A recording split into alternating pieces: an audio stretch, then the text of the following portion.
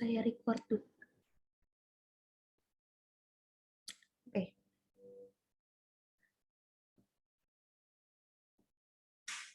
Oke, sudah terlihat? Sudah, Kak. Sudah, Kak. Oke. Oke, teman-teman mungkin sudah banyak yang tahu apa itu komunikasi nonverbal. Jadi saya rasa saya nggak perlu menjelaskan masalah konsep-konsepnya terlalu banyak itu. Tapi kita tahu bahwa kenapa kita harus belajar komunikasi nonverbal itu tidak hanya di psikologi komunikasi, tapi saya lebih banyak membahasnya di komunikasi lintas budaya karena kita tahu bahwa nonverbal setiap budaya itu beda-beda ya. Jadi meskipun beberapa komunikasi nonverbal itu sifatnya adalah universal, tapi kita tahu bahwa banyak sekali nonverbal yang berbeda dari setiap budaya. Oke, ada yang bisa kasih contoh dulu sama saya kira-kira dari budaya apa nonverbalnya apa? Misalnya saya kasih contoh ya, misalnya saya tahu kalau misal di India itu beda ya. Kalau misalnya di India tuh geleng-geleng tuh artinya tuh malah iya.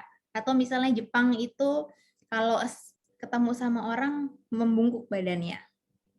Boleh di kolom chat?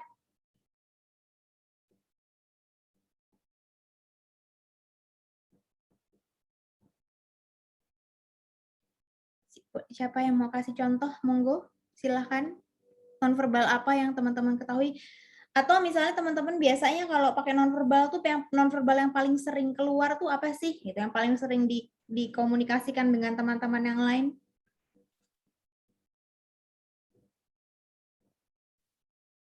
Kak, Yes. ya izin jawab Kak. Kalau mungkin yang saya tadi dapetin dari video yang di leads kemarin itu Kak, apa namanya, gerakan tubuh untuk menjawab ya dan tidak itu Kak. Apa namanya? Kalau negara pada umumnya itu kan ya itu berarti gerakin kepalanya atas ke bawah. Kalau tidak samping kanan kiri. Kalau di negara Hungaria berbeda Kak, itu berlawanan. Jadi kalau bilangnya ya itu dia seperti menggerakkan kepala itu seperti bilangnya tidak. Ya. Dan gitu juga kalau buat tidak itu malah jadi buatnya atas ke bawah Kak. Gitu Kak. Ya, oke, thank you Farhan. Ya, jadi beda ya kalau di Hungaria. Ya tidaknya beda, geleng-geleng di Hungaria beda sama kita artinya. Oke, thank you. Ada lagi yang lain? Di Korea. Izin menjawab, Kak. Oke, silakan Fatimah. Nih Indah bilang nih di Korea membukukan badan sip. Fatimah gimana?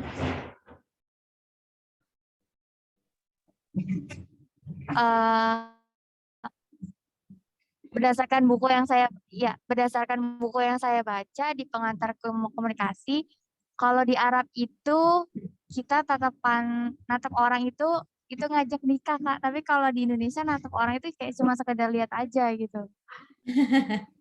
Ya, natap orang itu ngajak nikah. Iya, jadi emang katanya hati-hati katanya kalau di Arab ya, saya ini sih beberapa orang yang sudah pernah umroh atau naik haji bilang katanya kalau di sana tuh hati-hati karena katanya kalau perempuan itu nggak boleh misalnya dia keluar dari dia nggak boleh pergi sendiri gitu, intinya dia harus ada si cowok suaminya yang menjaga gitu. Bahkan kadang-kadang kalau misalnya kita kayak naik kendaraan umum, naik taksi gitu ya, yang naik taksi duluan itu jangan, yang masuk itu jangan si cowoknya, jangan ceweknya duluan karena itu bisa dibawa kabur gitu. Dan saya kebetulan dulu pernah umroh dan itu karena saya nggak tahu budaya di sana kayak gimana, jadi saya iseng aja sendiri gitu jalan-jalan keliling mall, terus saya dipanggil-panggil dan memang beberapa di antaranya kalau kayak saya liatin terus ngeliatin balik terus senyum-senyum terus diikutin kayak gitu. Jadi ada beberapa, saya nggak tahu waktu itu, saya nggak paham ya budaya seperti apa, tapi ternyata memang katanya kalau kalau perempuan itu nggak boleh sampai jalan sendirian di sana. Oke. Thank you contohnya Fatimah. Oke, saya cek lagi nih di kolom chat. Angelin, terima kasih orang Indonesia begini. Oke, Fazia melambaikan tangan kalau mau pergi. Oke, ada lagi yang lain?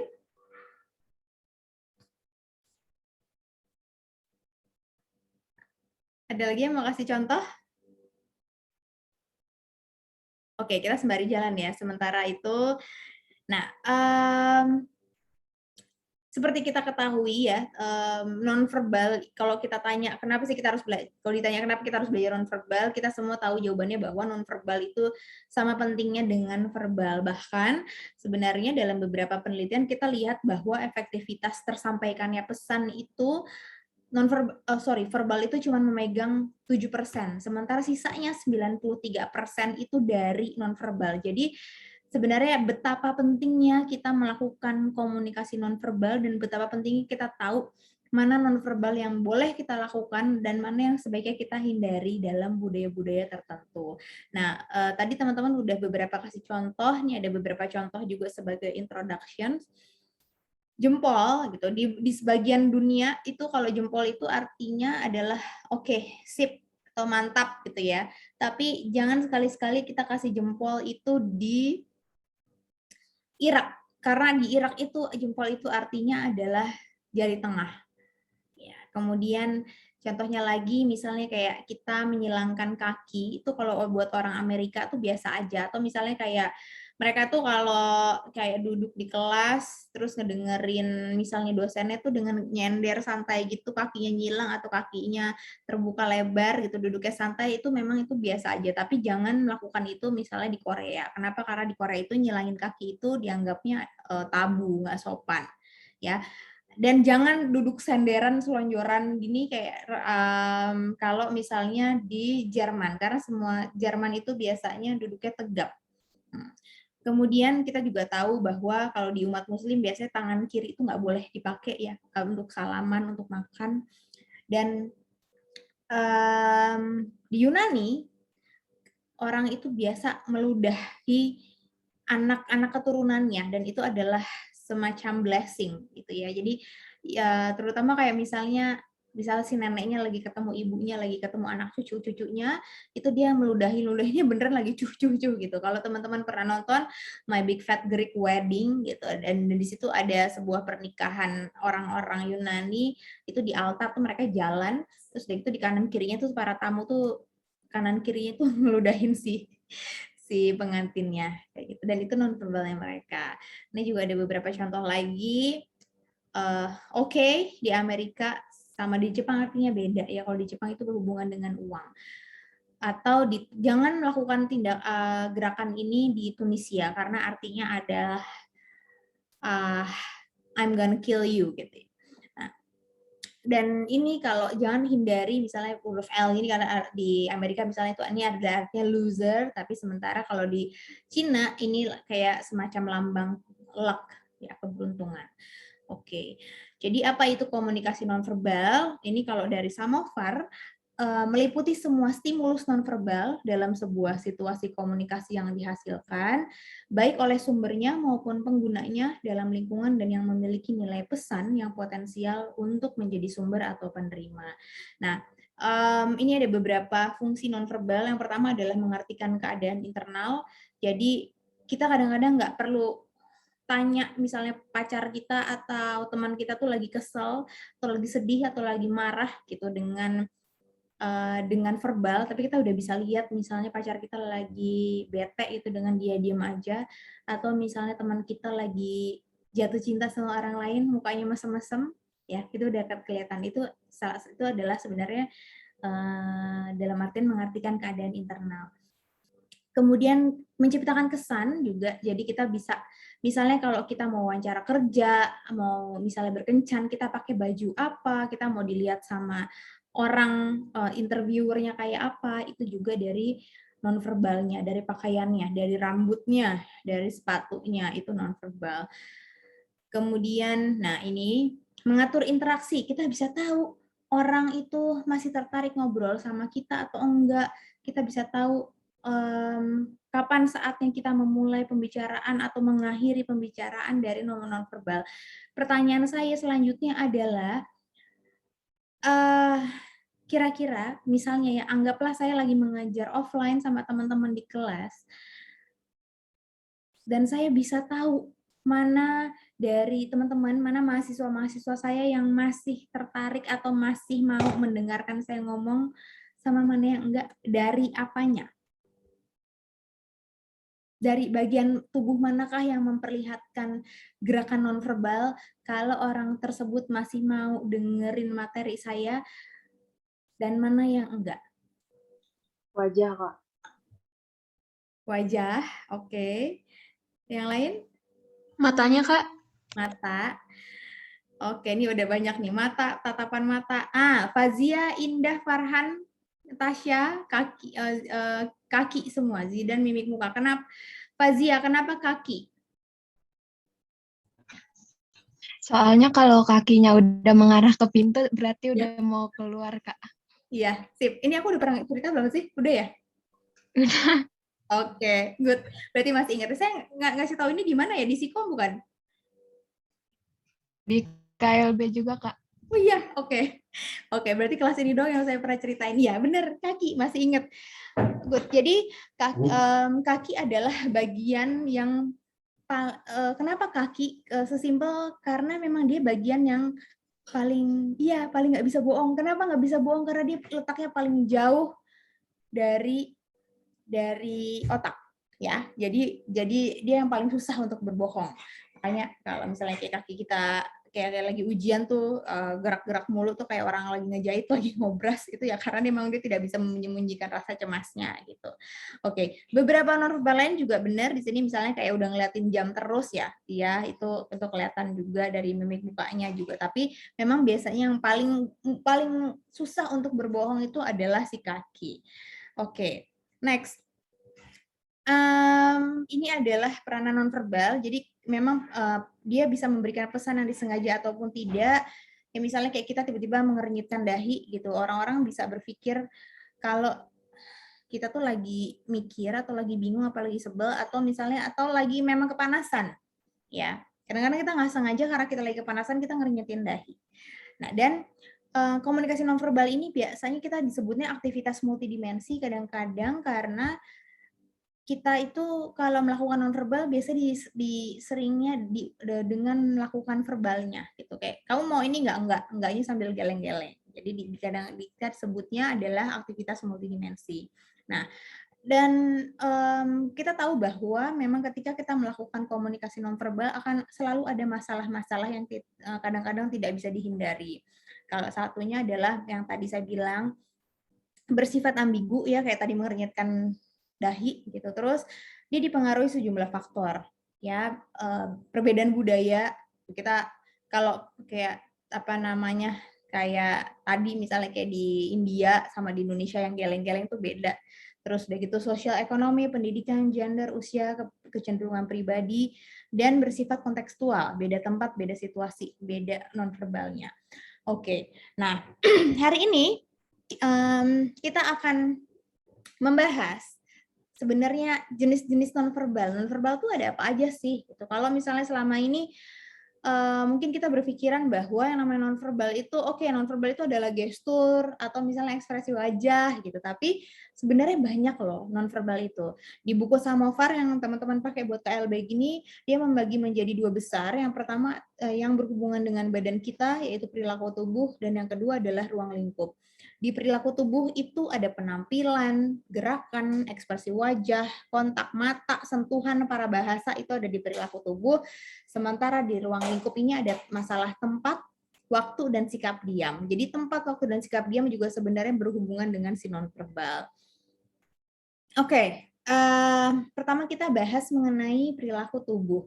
Ya, perilaku yang disebut dengan perilaku tubuh ini yang pertama penampilan adalah kita sebut dia sebagai nonverbal, yaitu mulai dari ujung rambut sampai ujung kaki itu bisa menjadi nonverbal kita. Rambut kita mau dipotong sependek apa, rambut mau dibotakin atau mau diwarnain dicat warna-warni, atau misalnya rambutnya yang tadinya ubanan jadi dicat jadi hitam banget gitu, atau misalnya rambutnya keriting, rambutnya di blow, terus udah gitu kita pakai baju apa, ataukah kayak misalnya kita ke kantor atau tiap hari kita mau pakai jas, atau kita mau pakai baju yang santai, atau kita mau pakai bikini, atau sepatu yang kita pakai apakah pakai heels, pakai sneakers, atau pakai sendal, itu semua adalah nonverbal ya. Dan itu memberikan kesan tertentu sama orang yang melihat kita.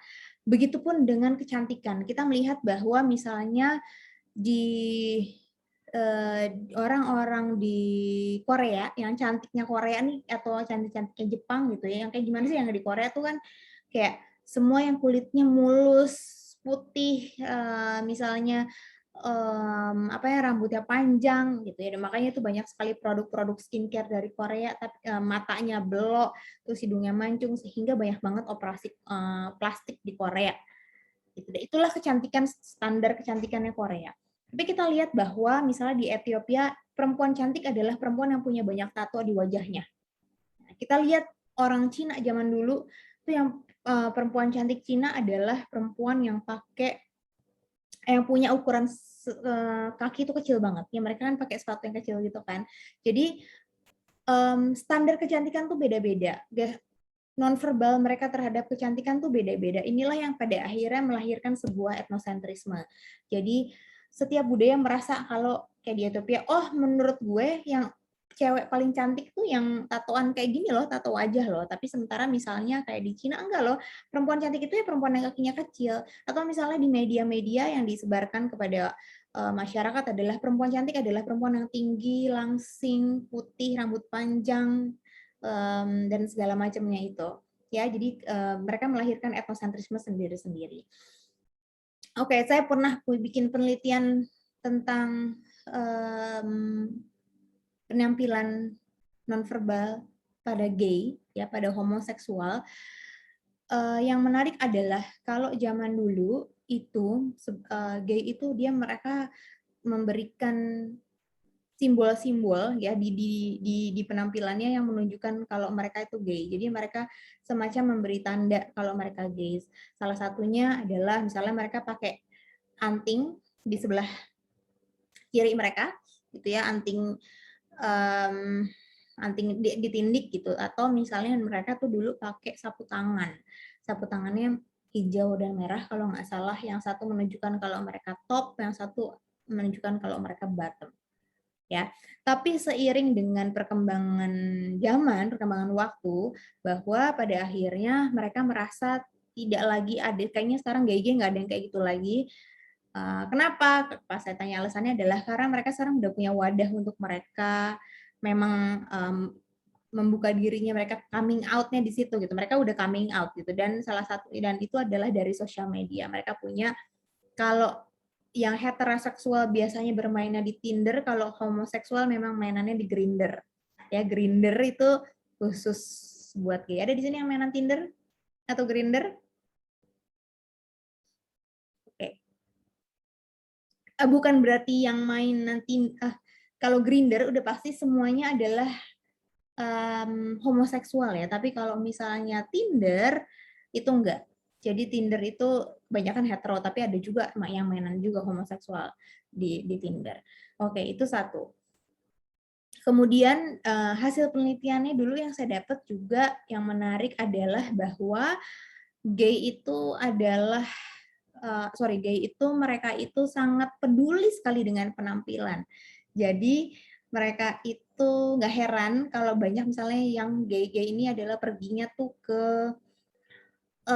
tempat gym gitu ya, mereka olahraganya gym banyaknya, terus kayak gitu mereka pergi ke klinik kecantikan gitu, karena mereka sangat peduli banget kan sama penampilannya. Terus gitu mereka menjaga berat badan segala macam, dan mereka memang lebih suka baju-baju yang rapi gitu. Tapi bukan berarti misalnya kayak misalnya cowok yang pakai baju pink itu gay, nggak kayak gitu juga, karena memang kita lihat di beberapa Jakarta gitu ya, bagian-bagian misalnya Jakarta Barat atau kan untuk beberapa budaya di Jakarta Barat kan itu mereka pakai pink, pakai ungu atau apa dengan V-neck, ya itu bukan berarti mereka gay gitu, tapi memang begitulah culture-nya di sana.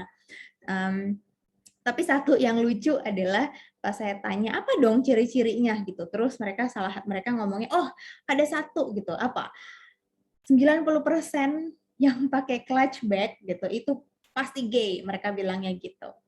Jadi mereka bisa misalnya salah satunya adalah cirinya mereka pakai clutch bag. Biasanya kalau 90% mereka bilang gitu. Oh oke. Nah, tapi sebenarnya di lain itu adalah sebenarnya mereka tidak punya tanda-tanda khusus, terus tapi saya tanya, jadi sebenarnya gimana cara kalian mengenali sesamanya?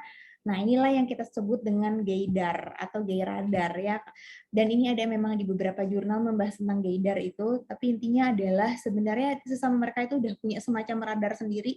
Gimana caranya? Caranya adalah misalnya kita di suatu pesta apa, misalnya saya gay, terus saya ngelihat sesosok yang saya taksir gitu, terus saya akan melihat ke mata dia, terus saya akan menunggu balasan tatapan saya ke dia. Jadi kalau misalnya dia menatap saya juga dan kami saling tatapan lebih dari 5 detik, maka saya bisa memastikan kalau dia juga gay. Gitu. Oke, jadi si gaydar ini pada akhirnya yang menentukan bagaimana mereka recognize each other. Gitu. Oke, ada pertanyaan sampai sini dulu tentang penampilan? Oke, kita lanjut. Ada gambar, bayangkan ada 2 perempuan ini ke dalam sebuah pesta. Kira-kira teman-teman, menurut teman-teman mana yang akan lebih menarik perhatian? Yang pink atau yang hitam? Boleh di kolom chat.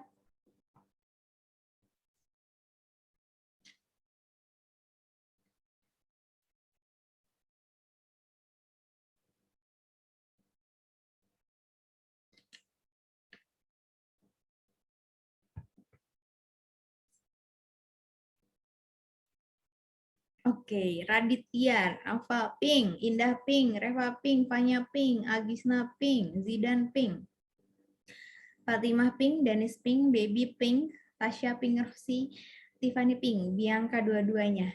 Oke, Bianca, kenapa dua-duanya? Kalau menurut saya karena dua-duanya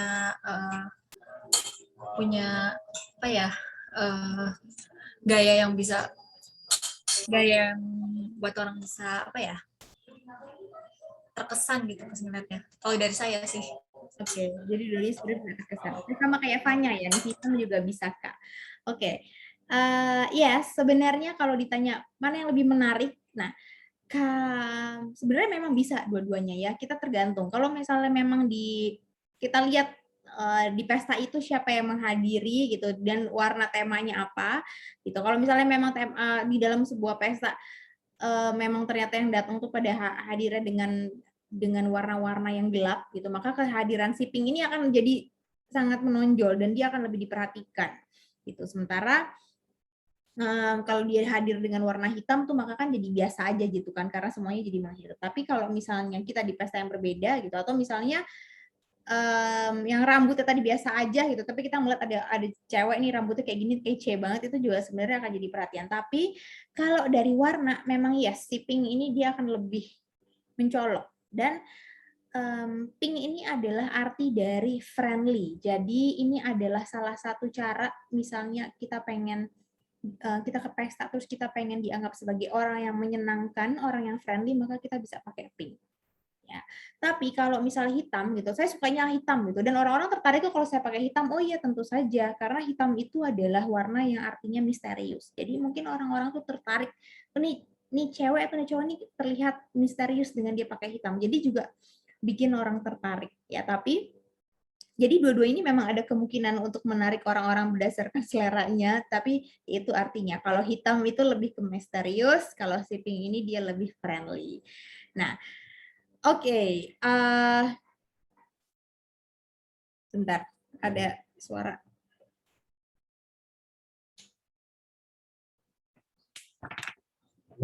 Oke, nah kita masuk ke gestur gerakan tubuh, ya. Oh iya, saya berbaca iftikor dua-duanya ada daya tariknya masing-masing ya, betul. Nah, kita masuk ke gerakan tubuh, biasa kita sebut gestur atau kinesik. Ini manusia, dia bisa melakukan sampai 700.000 tanda fisik yang berbeda, jadi banyak banget. Malam ini saya akan kasih beberapa contoh yang mungkin berguna buat teman-teman kalau teman-teman sedang mencari pasangan atau sedang cari pacar atau mau kenalan sama orang. Ya, saya ambil dari buku Love Language. Jadi dia yang bikin adalah salah satu profesor yang memang dia bidangnya adalah nonverbal. Dia, bukan love language, love signal. Gara-gara kemarin ngomongin love language.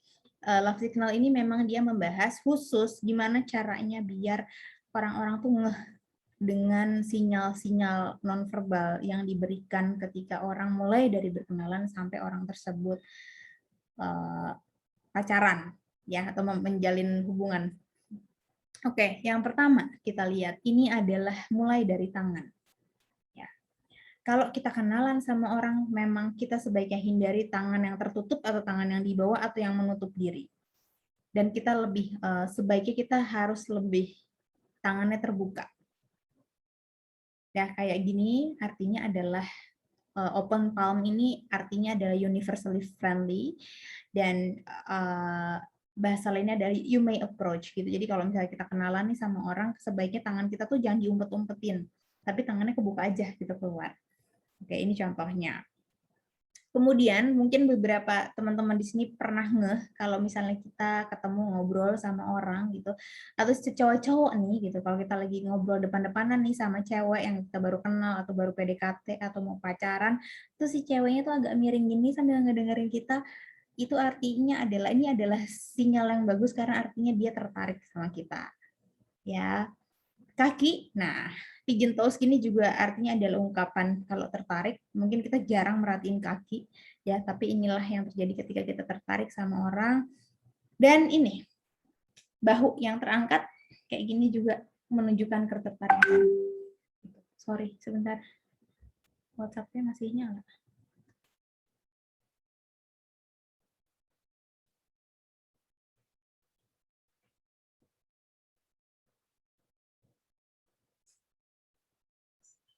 Sorry.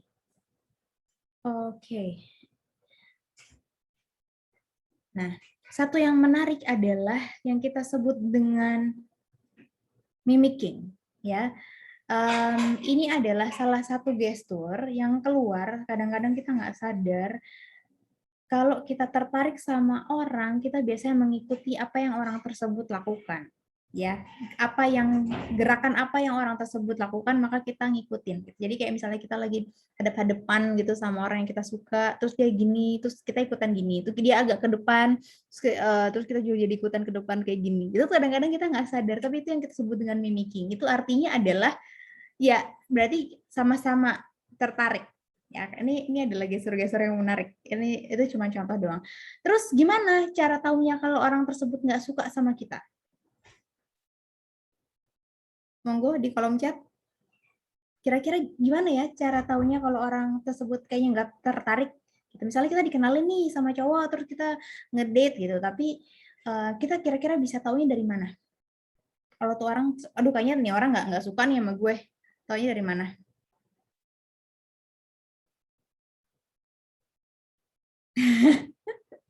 Buka HP, main HP. Oke, buka HP, main HP, buang muka, ketawa kaku, tidak menatap muka, ya, responnya kurang bagus pas ngobrol, lebih ke cuek, senyum maksa, gerak tubuhnya gelisah, datar. Ya, oke. HP sekarang udah jadi semacam, HP itu jadi nonverbal ya. Ya, oke. Nah, ini adalah contoh-contoh yang bagus gitu, dan iya banget gitu. Kayak Namira bilang datar gitu, atau misalnya lebih ke siapa tadi yang bilang datar? Ya, lebih ke cuek gitu. Dan memang iya. Ya, tadi yang teman-teman sebutin juga benar gitu. Tapi di sini dikatakan bahwa the most discouraging signal in courtship is no signal at all. Jadi nggak ada sinyalnya sama sekali, ya udah diem aja gitu, cuek aja.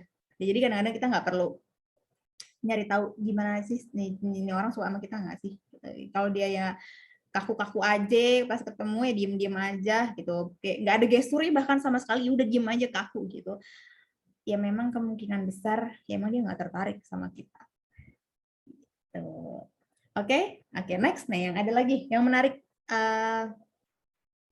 gestur politik. Ya, jadi pada survei di Amerika Serikat ada si Ronald Reagan ini, dia terpilih sebagai Presiden Amerika Serikat terbaik ketiga sepanjang masa setelah George Washington sama si Abraham Lincoln. Kenapa dia bisa menjadi salah satu presiden terbaik?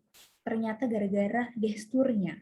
Ya, secara kemampuan dia pidato dan segala macam itu biasa aja, tapi dia bisa menang dan dia bisa jadi salah satu presiden terbaik ternyata gara-gara gesturnya. Oke. Nah, dalam sebuah buku yang membahas mengenai gestur politik, ternyata memang ada beberapa gestur politik yang sebaiknya memang dilakukan sama si politikus-politikus yang sedang maju untuk berperang ya, ceritanya gitu. Beberapa di antaranya, yang pertama adalah gestur kesehatan.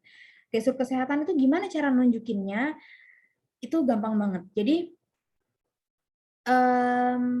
masyarakat biasanya akan lebih memilih pemimpin yang sehat, ya.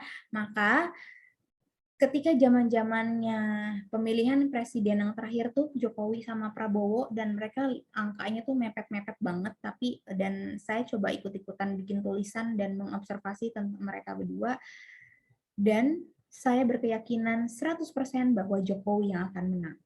Ya, ketika orang-orang masih pada bingung, aduh kayaknya Prabowo nih yang menang, aduh Jokowi nih yang menang, atau siapapun, bukan gara-gara saya misalnya pro atau kontra dengan yang satu yang lain, tapi saya bisa yakin 100% kalau Jokowi yang menang. Kenapa? Dari gesturnya. Ya, gestur kesehatan. Kita lihat bahwa Jokowi di media-media, di media sosial, entah di TV, di mana dia menunjukkan kalau dia suka lari, dia suka olahraga, panahan segala macam. Hobi olahraga lah ya, segala macam, dia memperlihatkan gestur itu dengan baik. Prabowo di sisi lain, kalau nggak salah yang saya sempat lihat adalah olahraganya cuman berkuda. Dari situ aja Jokowi udah lebih banyak. Terus yang menarik lagi ada tentang gestur berjalan. Cara jalan pemimpin itu ternyata secara sadar atau tidak sadar diperhatikan sama masyarakat. Dan kita lihat Jokowi itu kalau dalam setiap acara atau misalnya di jalan tuh ke panggung, dia tuh lari, ya kan? Dia tuh kalau jalan cepat dia tuh lari. Tapi kita lihat jalannya Prabowo. Oke, di situ saya udah lihat, wah nih Jokowi nih gestur jalannya tuh udah oke banget. Nah, jadi ada beberapa lagi yang lain yang saya tulis dalam tulisan itu, dan sebenarnya ada satu yang menarik tentang gestur politik ini adalah gestur defensif. Gestur ini dikeluarkan sama politikus-politikus ketika mereka diserang sama lawannya. Oke, adakah teman-teman yang bisa nebak kira-kira gestur apa yang keluar ketika seorang politikus diserang sama lawan politiknya? Silahkan. Oke, Rizky langsung motong pembicaraan. Yang lain? Kira-kira nih, kalau misalnya saya mau jadi presiden, gitu ya, terus udah gitu, saya diserang, tiba-tiba saya dikasih berita-berita hoax tentang saya, kira-kira gestur apa yang keluar?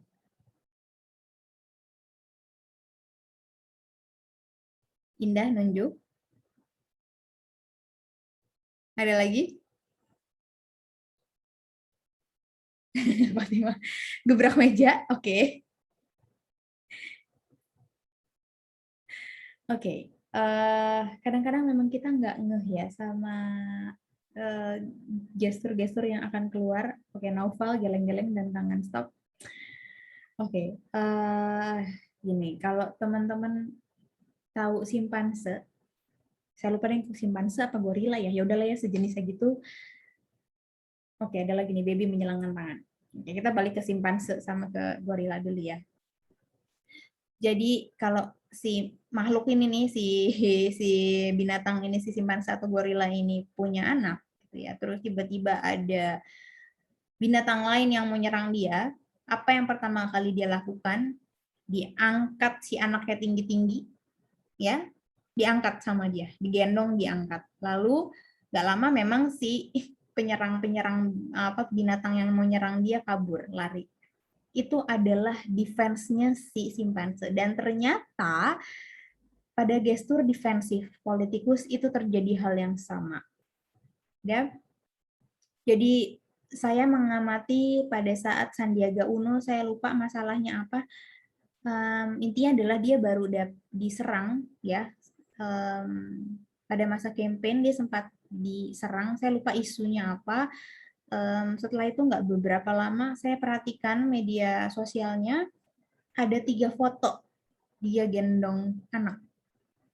gendong anak nih bukan dalam artian digendong anaknya ya, tapi anak misalnya dia lagi pergi ke sebuah daerah, terus ada anak sudah digendong. Gitu. Jadi itulah yang kita nggak sadar. Jadi sebenarnya kalau misalnya ada politikus yang tiba-tiba mengeluarkan foto atau apa dia lagi gendong anak, itu kalau kita telusuri biasanya memang ada masalah di belakangnya, dia baru diserang. Ya, jadi anak itu kayak semacam defense-nya dia loh, pembelaan dirinya itu dengan si anak itu. Gitu. Oke. Saya udah pernah kasih contoh belum ya yang tentang sepak bola? Kenapa kalau ini tangan saya kelihatan nggak sih? Oke, kenapa kalau pemain bola kalau misalnya kalah atau ada lawan yang ngegolin kandangnya, dia tangannya seperti ini, pegang leher belakang, leher dan kepala. Saya udah pernah kasih contoh ini belum? Belum, Kak. Oke. Tebak-tebakan lagi. Kenapa pemain bola kalau dia kalah, ini cowok-cowok nih biasanya suka main bola nih, yang atau nonton bola.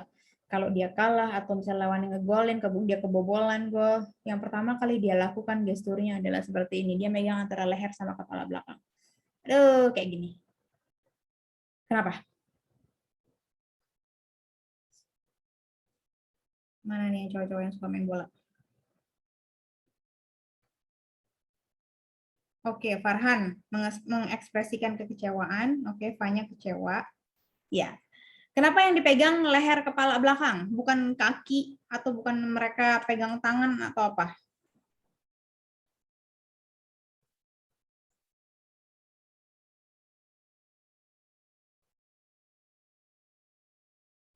Ada yang bisa nebak? Kenapa yang dipegang belakangnya ketika mereka kecewa? Oke, mungkin teman-teman sudah lupa, tapi mungkin pasti masih ngeh ketika seorang bayi menangis di tempat tidur, lalu apa yang pertama kali ibunya lakukan untuk menenangkan si bayi tersebut? Digendong. Gimana cara gendongnya? Diangkat leher kepala belakangnya, diambil terus ditepuk-tepukin ya, atau dielus-elus. Yang dipegang adalah leher kepala belakang. Maka ingatan masa kecil itu beberapa gesturnya akan terbawa sampai kita besar. Maka ketika si pemain bola tersebut kecewa, dia butuh sesuatu yang menenangkan dia, maka dia refleks tangannya megang leher dan kepala belakang. Sehingga dia teringat saat ibunya menggendong dia dan itu menenangkan dirinya. Gitu. Oke. Next, kita menuju ke postur. Postur ini adalah, bedanya apa sih sama gestur? Kalau gestur tuh biasanya cuma kayak sebagian badan, bagian tubuh kita, entah itu tangannya doang, kepalanya doang, kaki doang. Kalau postur dia biasanya agak keseluruhan, ya kayak misalnya gerakan keagamaan, tuh sholat gitu, postur sholat atau postur dia lagi meditasi, atau misalnya membungkuk gitu ya, itu adalah postur. Dan poin ini adalah contoh-contoh, masih ke gestur juga, tapi ini ada yang kita sebut dengan gerakan idiosinkratik atau gerakan istimewa.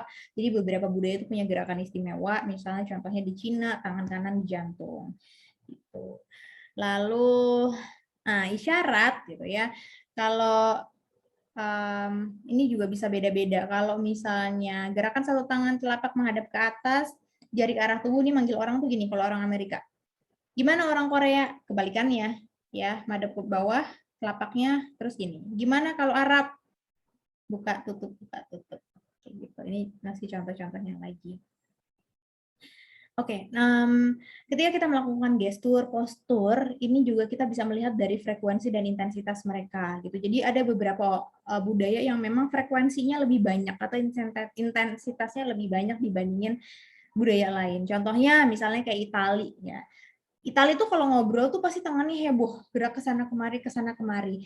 Dan setelah ditelusuri, kenapa sih orang Italia tuh kalau ngomong heboh banget, goyang-goyang? Karena memang sebenarnya mereka sejalan dengan kecintaan mereka terhadap teater dan semangat mereka dalam interaksi sosial. Gitu. Oke, next, ekspresi wajah. Oke, saya minta satu orang. Siapa nih? Jihan, halo Jihan, bisa dengar saya? Iya Kak, halo. Oke. Jihan, menurut Jihan, ini ekspresi apa aja? Boleh tolong disebutkan ke-6 ekspresi yang ada di slide? Yang pertama itu yang cewek atas Ya. kiri, Hah? itu kayak ngegerutu gitu Kak, kesel. Oke. Terus yang sebelahnya yang bapak-bapak itu kaget.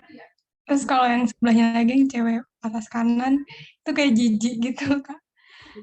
Terus kalau yang bawah, cewek bawah kiri itu kaget juga sih, apa kayak terkejut gitu Kak. Oke.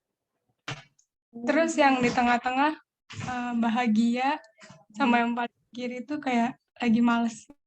Males. Oke, thank you Jihan. Nah, kita lihat bahwa memang kadang-kadang kita tahu karena ekspresi yang keluar dari orang itu kita bisa menangkap maksudnya, kadang juga enggak. Ini sebenarnya memahami ekspresi seseorang itu adalah pelajaran yang membutuhkan pengalaman.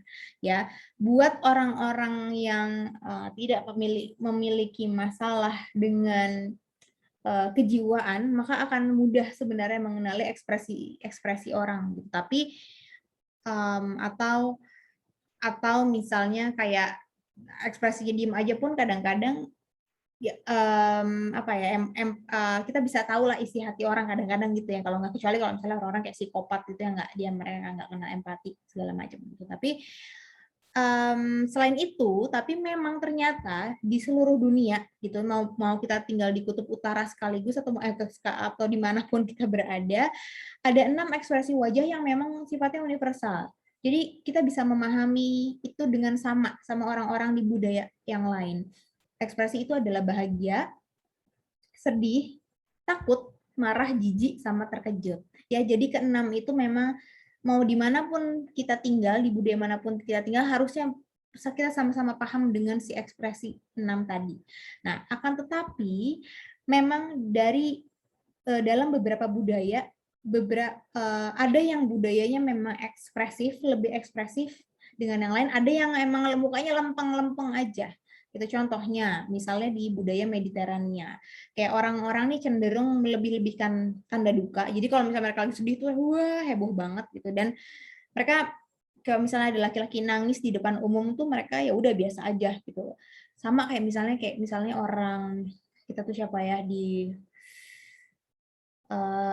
di Batak ya. Batak tuh kan kalau ada yang meninggal kerabat tuh kita nangis wah ngeraung-ngeraung gitu, lebih ekspresif. Sementara untuk di beberapa budaya misalnya kayak orang atau misalnya di Islam gitu kan, kita kalau ada yang meninggal kita nggak boleh sampai meraung-raung gitu karena dibilangnya nanti kesannya kayak akan memberatkan orang yang pergi.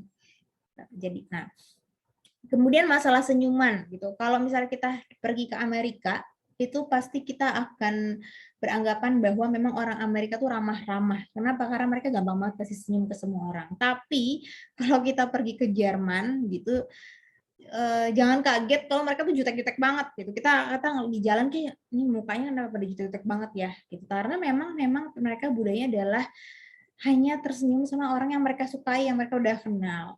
Gitu. Terus gimana kalau di Jepang? Nah, di Jepang mukanya lempeng. Mereka terbiasa memang budaya untuk menutupi emosi. Mereka lagi sedih, lagi seneng, lagi bete gitu. Mereka biasanya memang lebih lempeng mukanya. Ya. Oke, dan berhubungan dengan masih di muka juga ada yang nonverbal yang kita sebut dengan kontak mata. Dalam beberapa budaya memang kontak mata itu dianggap sebagai tabu atau menghina. Makanya kalau kita jalan-jalan ke Jepang atau kita ketemu orang Jepang, terus ada orang Jepangnya gemes ya, lucu gitu atau ganteng itu cowok-cowok Jepang, aduh lucu-lucu banget. Jangan sampai kita menatap matanya lama-lama karena itu akan dianggapnya nggak sopan, kasar. Ya sama kayak di Amerika Latin atau di Karibia. Tapi di beberapa negara lain memang ya santai aja gitu, kayak misalnya di Perancis, di Jerman, di Amerika Serikat itu kita natap mata langsung. Ya. Oke, next sentuhan. Nah, sentuhan adalah perasaan yang paling tua, paling primitif ya, yang dia sangat memengaruhi pertumbuhan fisik, emosional, kognitif seorang bayi. Jadi memang biasanya suka aja ada masalah misalnya yang dari kecil dia nggak pernah dapat sentuhan dari atau kasih sayang dari orang tuanya, itu dia akan memengaruhi pertumbuhan dia secara fisik dan emosional. Gitu. Nah, kita lihat ada beberapa gestur. Ini adalah gestur yang artinya adalah I am touchable. Oke, berhubungan dengan gestur.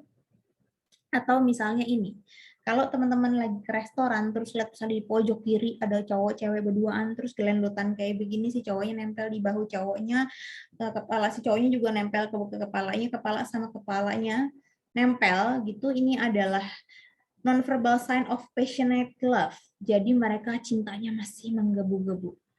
Ya, sementara misalnya di bagian lain dari restoran tersebut kita melihat ada cowok cewek hadap-hadapan saling main handphone, makan cuek aja, jarang ngobrol, kita bisa tahu dia bukan passionate love lagi. Tapi oh ini pasangan udah lama nih, suami istri udah nikah nih berbulan tahun ya udah cuek aja. Gitu. Tapi beda ya, kita bisa lihat ini adalah salah satu gestur yang masih menggebu-gebu banget cintanya. Gitu. Oke, ada lagi tentang sentuhan adalah apa ya contohnya gestur.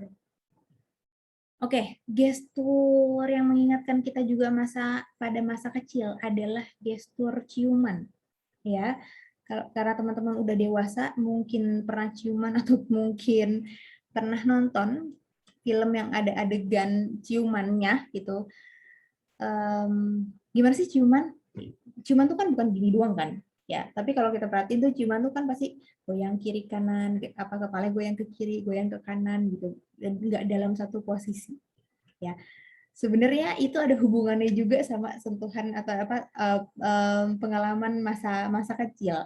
Jadi itu mengingatkan kita juga saat kita bayi ya. Kalau seorang bayi dia sedang nyusu sama ibunya, itu biasanya juga dia gerak mulu kan, dia nggak dalam satu posisi. Biasanya bayi, apalagi kalau misalnya terutama bayi yang udah agak bisa gerak-gerak ya, bukan bayi yang baru lahir, kalau itu memang dia agak sulit. Tapi bayi yang udah bisa gerak tuh bisa di ke kanan, ke kiri, ke kanan, ke kiri.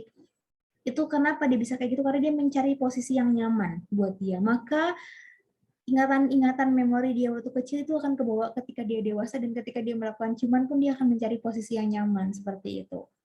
Gitu. Jadi sebenarnya ada hubungannya. Oke. Nah, ini sekedar contoh dari sentuhan gitu ya. Jadi ini ceritanya adalah old friend, ada seorang cowok nih ketemu old friend from high school, terus udah gitu ngobrol sekitar 10 menit, terus udah gitu si ceweknya nih suka megangin apa nih elbow-nya sikunya si cowoknya berkali-kali gitu. Tapi habis itu ya udah dia selesai, udah habis itu udah aja nggak lagi gitu. Tapi dia cerita sama temennya yang lain, terus temennya yang lain kayak, aduh lo bego banget deh, sebenarnya kan dia tuh mau sama lo, kenapa diem aja gitu. Jadi sebenarnya pegangan-pegangan yang sebenarnya sentuhan-sentuhan yang random kayak gitu sebenarnya memang ternyata ada maksudnya. Jadi ada artinya. Kelihatannya kayak random kan megangin elbow berkali-kali gitu, tapi ternyata memang ada indicator of romantic interest ya. Nah, ini ada kasus cerita ya, saya bacain. Nanti teman-teman kira-kira bisa menyimpulkan maksudnya apa dari cerita ini. Ceritanya ini saya bacain ya. Kalau kecilan tulisannya, I've been married for 8 years to my college sweetheart. We have 2 young children, a girl and a boy. Last night after dinner, my husband was unusually quiet in the family room. I asked him what's wrong, and without any warning, he told me he didn't love me anymore and wanted a divorce. I was terrified and speechless. For years, we've had a little ritual where we say I love you at least once every day. We hardly touch anymore, but since we put our love in words, I thought we were okay. This morning, he told me again that he doesn't love me. Oke, kira-kira apa yang terjadi dengan peristiwa ini?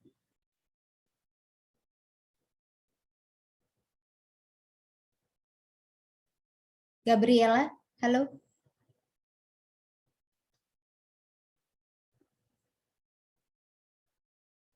Oke, Indah Ritual. Oke. Gabriela ada?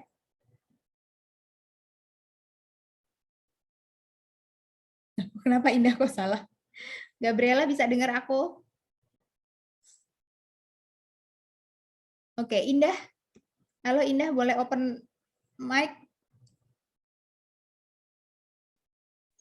Ya Kak, halo. Oh, maaf Kak, itu salah ketik Kak. Menurut dirimu apa yang terjadi dalam pernikahan mereka? Setelah tadi kakak bacain, aku simpulin karena mereka dari dua pasangan suami istri itu enggak ituin ritual gitu loh kak. Ritual kayak bilang I love you gitu, jadi jarang ungkapin gitu loh kak. Jadi mereka berituin kayak, jadi mereka tuh kayak nggak saling cinta lagi karena nggak ituin ritual bilang I love you itu. Karena nggak apa ritualnya?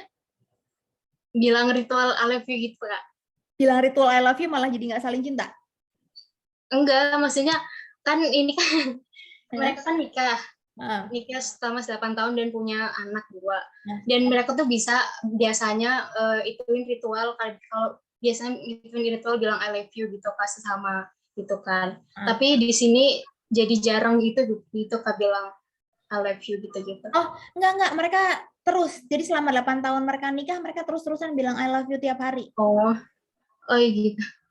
Maaf kak, salah nyimpulin. Oke. Kalau mereka bilang I love you tiap hari, tapi kenapa menurut dirimu pernikahannya jadi hancur?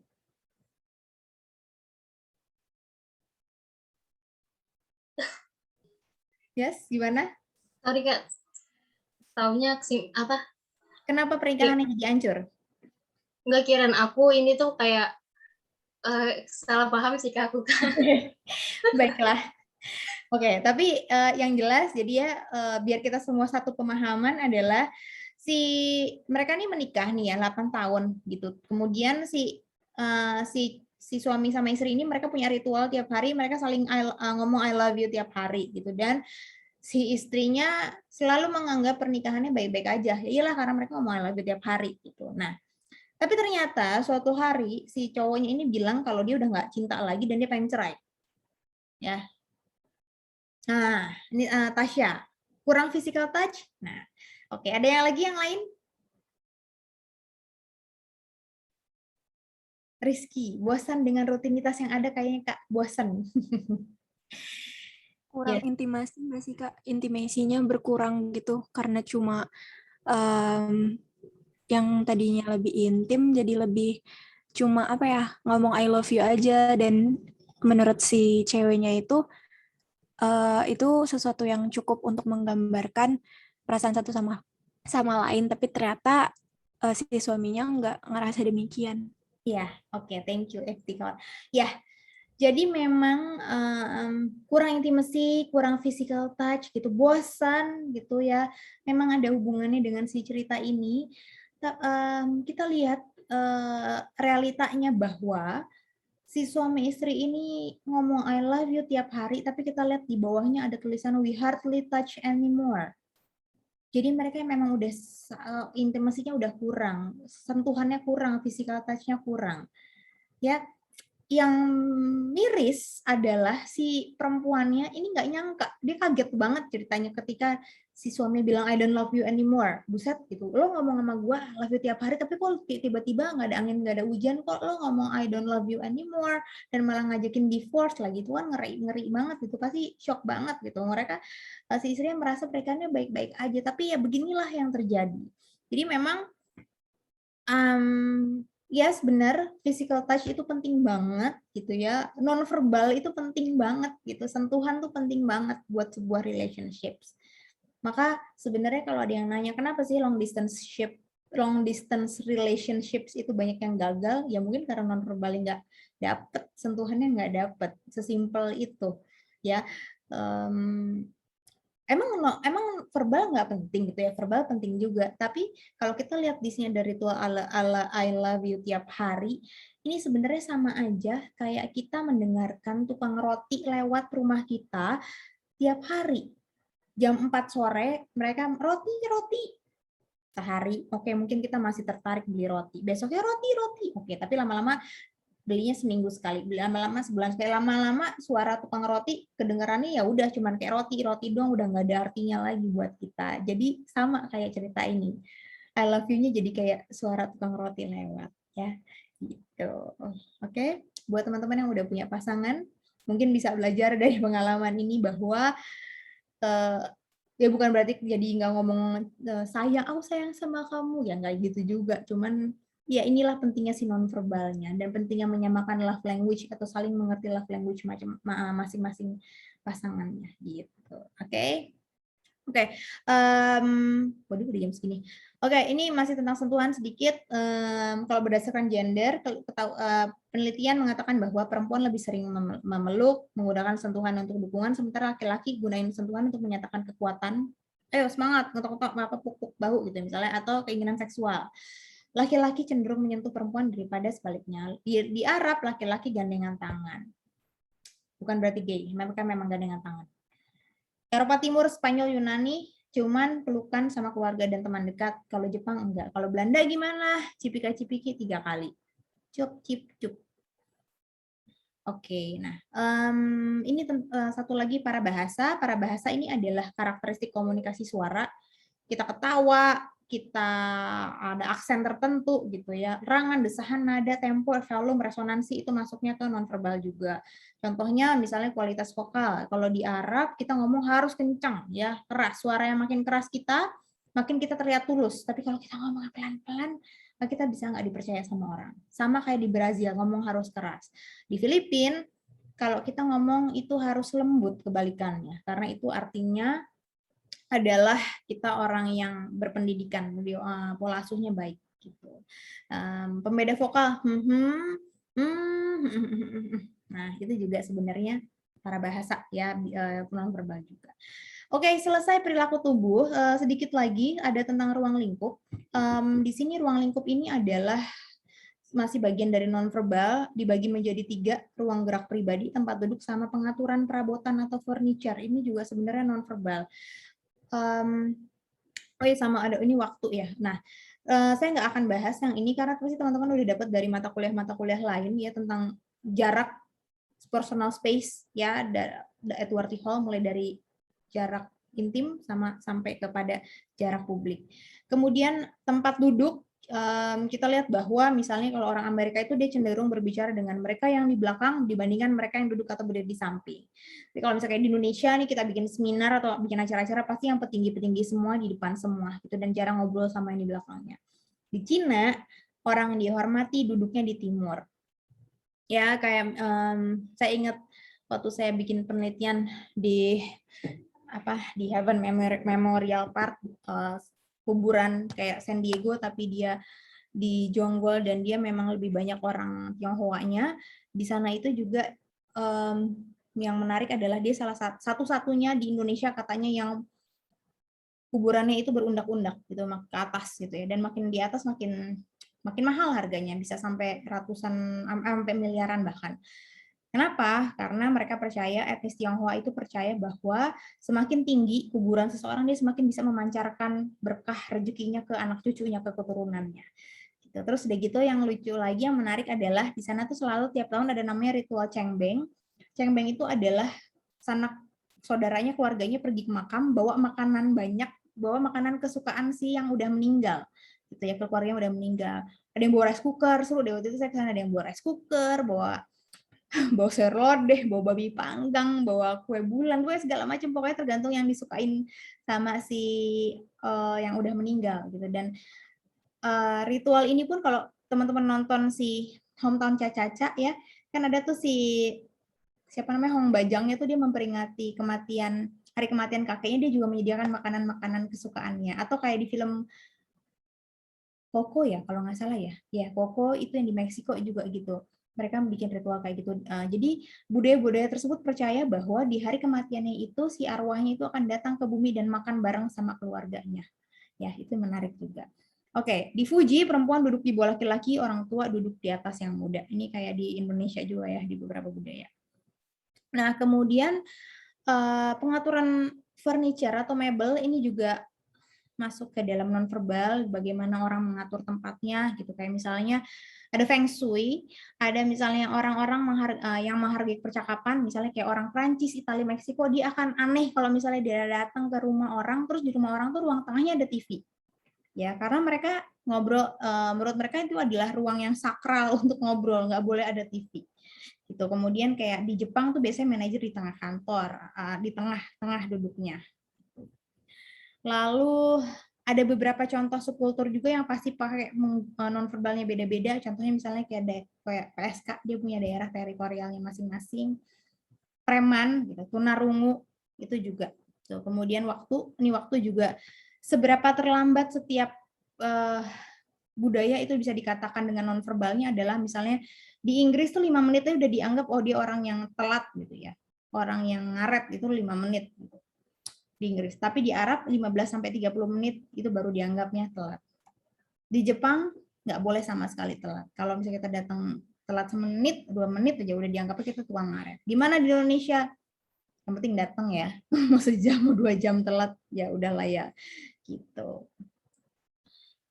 Oke, itu tentang waktu. Saya nggak usah nerangin lagi. Ini juga pernah belajar monokronik, polikronik, dan yang terakhir adalah sikap diam. Sikap diam itu juga nonverbal. Jadi misalnya di meditasi itu diem ya, orang India itu adalah sebenarnya nonverbal dia yang artinya adalah misalnya ingin ketenangan, kedamaian dengan meditasi. Atau di Jepang orang-orang tuh lebih suka kalau diem ya. Diam itu punya kredibilitas yang tinggi dibandingin orang yang banyak omong.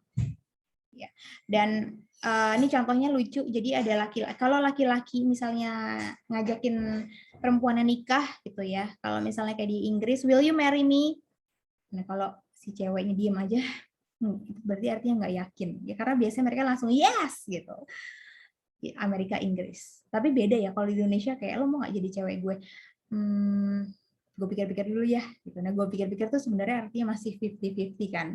Jadi masih oke, gue mikirin dulu gimana plus minusnya kalau gue pacaran sama lo. Nah, tapi di Afrika, suku Igbo, kalau cowok ngomong, will you marry me? Maka si perempuannya ini lari, kalau dia lari itu artinya diterima.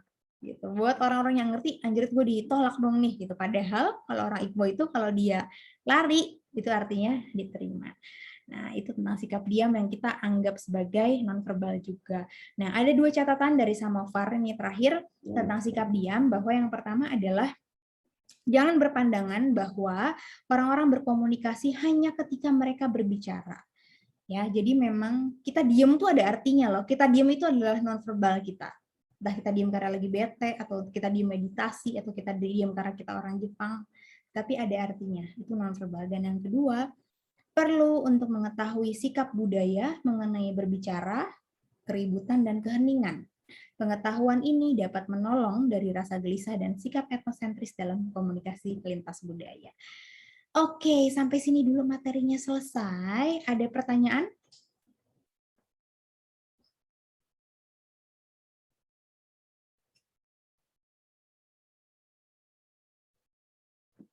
Ada pertanyaan kah? Apa sudah ngantuk karena sudah 8:30? Tapi biasanya ini adalah jam-jam teman-teman heboh-hebohnya lagi nonton drakor nggak sih? Lagi seger-segernya. Ada pertanyaan? Kak, saya mau nanya deh. Yes, gimana Fazia? Ya, saya mau nanya, kan tadi kita belajar yang kayak komunikasi nonverbal, kalau misalkan kita melihat orang lain berbuat kayak gitu tuh maksudnya apa gitu kan. Gimana kalau misalkan posisinya kita yang melakukan itu, kayak yang tadi suka sama orang. Nanti modenya kita jadi manual gitu nggak sih karena kita udah tahu? Iya, jadi manual. Iya bisa, kenapa enggak? Ntar kalau kita membohongi perasaan sendiri gimana, Kak? Kalau membohong, maksudnya gini loh, kalau maksudnya membohongi perasaan sendiri gimana? Kan kita misalnya kita gini ya, taruhlah kita udah ngerti nih ya, misalnya kita tahu nonverbal yang pengen ngasih tahu kalau misalnya gue tuh tertarik loh sama lo gitu kan, gitu. Itu kan berarti kan nggak ngebohongin perasaan sendiri, tapi kadang-kadang kita suka salah langkah gitu. Jadi kita mengeluarkan beberapa gestur gitu, kayak misalnya ada cowok nih yang ngedeketin, misalnya ada cowok nih yang ngedeketin saya gitu. Saya sebenarnya suka sih sama dia, cuman karena misalnya saya nggak paham nih masalah gestur-gesturan nonverbal, terus saya diem aja gitu, kayak misalnya saya menunjukkan muka yang kayak takut, karena memang pada dasarnya kita kadang-kadang kalau ketemu orang pertama kali, stranger, itu ada gestur-gestur yang kita nggak sadar kita takut, sama kayak kita masih kecil. Kita kecil kalau misalnya kita ketemu sama orang tuh biasanya takut, dan itu ke bawah sampai gede gitu. Tapi kalau misalnya kita sudah paham dengan gestur-gestur nih, mana yang gestur yang harus kita keluarkan, maka ada gestur-gestur yang bisa kita hindari biar orang tersebut jadinya ngerasa juga kalau kita tuh open loh sama dia gitu. Ayo temenan sama gue gitu, itu bisa. Jadi sebenarnya bukannya kita membohongi diri sendiri ya, tapi kan misalnya gini, kayak misalnya kita malah jadi nunjukin dengan gestur kita kalau gue tuh suka loh sama lo boleh ngedeketin gue, kayak gitu sih.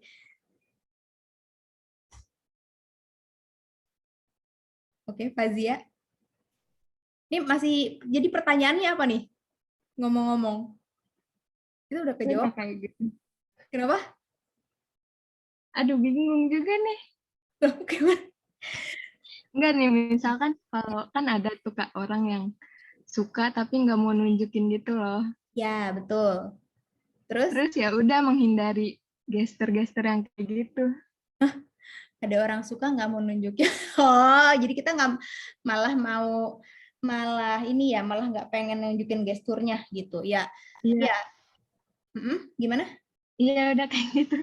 Ya, memang balik lagi ya, yang namanya nonverbal tadi kan memang kita harus lihat latar belakang budayanya, ada banyak menentukan. Jadi itu masuk ke dalam salah satu masalah-masalah nonverbal, entah itu latar belakang budaya, balik lagi ke individunya masing-masing gitu ya, ke pola asuhnya gitu. Kalau misal memang ya nggak bisa disamaratain semua orang, semua universal, tapi memang sebagian besar akan melakukan gestur-gestur tertentu. Nah, makanya ketika misalnya kita suka sama orang dan kita nggak mau nunjukin, atau kita berada di posisi yang kita tuh bingung nih orang suka nggak ya sama gue tapi kok diem aja, kita masih bisa berpikir kita harus tahu dulu sebenarnya background-nya nih orang ini seperti apa. Apakah dia orangnya memang pemalu gitu, apakah emang dia biasanya background-nya memang dia apa-apa tuh yang suka mendem gitu. Itu kita sebenarnya kita bisa cari tahu gitu. Misalnya kayak nih cowok nih sebenarnya suka sama gue nggak ya gitu, dia tuh kayak cool banget kalau di depan gue, dia nggak ngapa-ngapain gitu, tapi kita lihat, kita bisa tanya-tanya sama temennya atau kita lihat backgroundnya, dia kalau sama cewek yang dia suka gimana sih gitu. Oh, kalau dia emang kalau sama cewek yang dia suka memang dia diem aja biasanya. Nah, kita bisa ngambil referensi juga dari teman-teman terdekatnya. Tapi kalau misalnya kita melihat dia adalah seorang yang biasanya friendly dan dia bisa kelihatan banget kalau suka sama orang, tapi begitu ketemu kita adalah dianya diem-diem aja, nggak mengeluarkan gestur apapun gitu, ya berarti kita sebenarnya ya nggak usah repot-repot cari tahu lagi, ya udahlah emang nih cowok nggak suka sama gue gitu. Oke, Fazia. Oke, Kak. Makasih. Ya, sama-sama. Ada lagi pertanyaan? Monggo loh.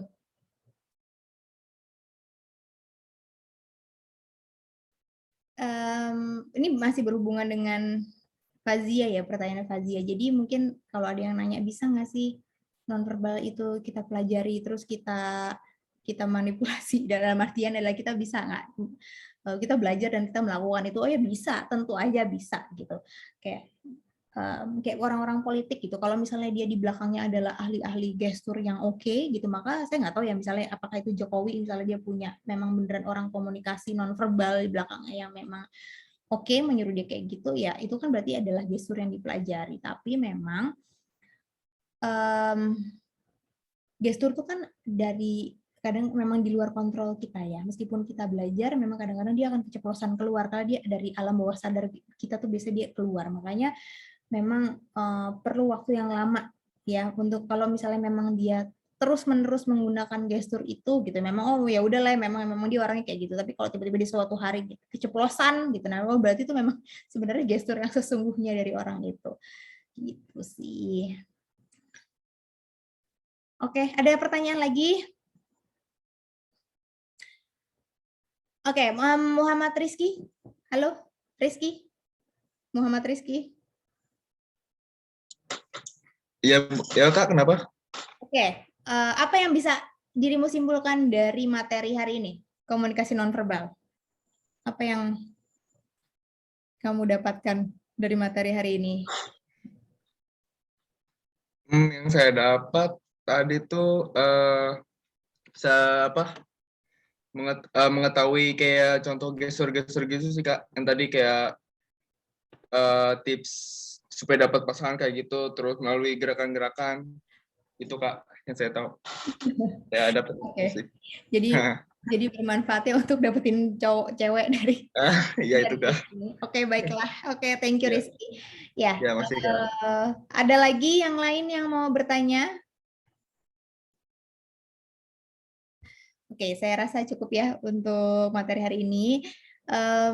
Mudah-mudahan berguna karena memang ini adalah seperti yang teman-teman tahu, memang ini adalah komunikasi yang penting yang teman-teman bisa lakukan ke depannya gitu. Jadi memang kita tahu bahwa bukannya menganggap kalau nonverbal lebih penting daripada verbal, tapi kita bisa menjalankan dua-duanya dengan baik. Kalau misalnya kita selama ini bodo amatan atau biasa aja dengan si nonverbal ini, tapi ternyata kita tahu loh bahwa dengan nonverbal tertentu kehidupan kita akan bisa lebih baik ya, misalnya di kehidupan sosial, misalnya cari pasangan, atau misalnya kayak tadi politikus atau dimanapun kita berada gitu. Kalau misalnya kayak yang tadi sesimpel kayak misalnya kita public speaking gitu, mana yang gerakan yang kita harus keluarkan, mana yang enggak. Ketika kita ketemu sama orang, mana gerakan yang harus dikeluarkan atau yang enggak gitu. Jadi mudah-mudahan teman-teman mendapat manfaat dari kelas ini.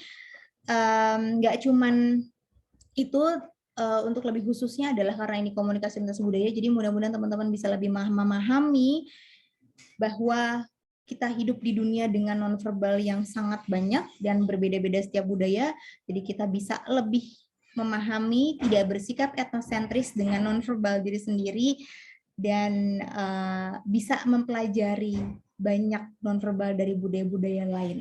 Ya, jadi kita bisa sama-sama mengurangi miscommunication, salah persepsi terhadap nonverbal di budaya lain. Oke, saya rasa sampai sini dulu pertemuan kita hari ini. Terima kasih banyak untuk satu semesternya. Mudah-mudahan teman-teman dapat manfaat ya dari komunikasi lintas budaya ini. Apalagi ya? Oh iya, terima kasih banyak. Yang lucu, oh ya, saya sama teman-teman KLB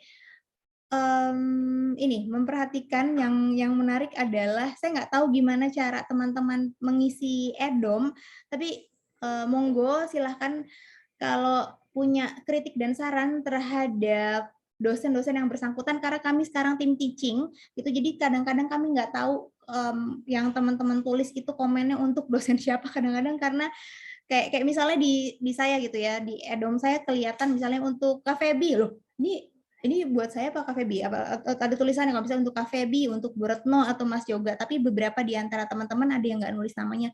Jadi mohon kalau misalnya kami sangat terbuka atas kritikan dan saran, jadi siapa untuk membuat kami mengajar lebih baik lagi, silahkan ditulis komennya beserta nama dosennya masing-masing. Oke? Terima kasih, saya akhiri. Sampai ketemu lagi buat teman-teman yang masih ada Sikom sama saya, kita masih ketemu lagi di presentasi akhir pertemuan 13-14. Kalau yang cuma di KLB kita nggak ketemu lagi, kita akan ketemu mudah-mudahan semester depan. Saya akhiri, wabillahi taufiq wal hidayah. Wassalamualaikum warahmatullahi wabarakatuh. Terima kasih semuanya, sehat-sehat. Terima kasih Kak. Terima kasih Kak. Sama-sama.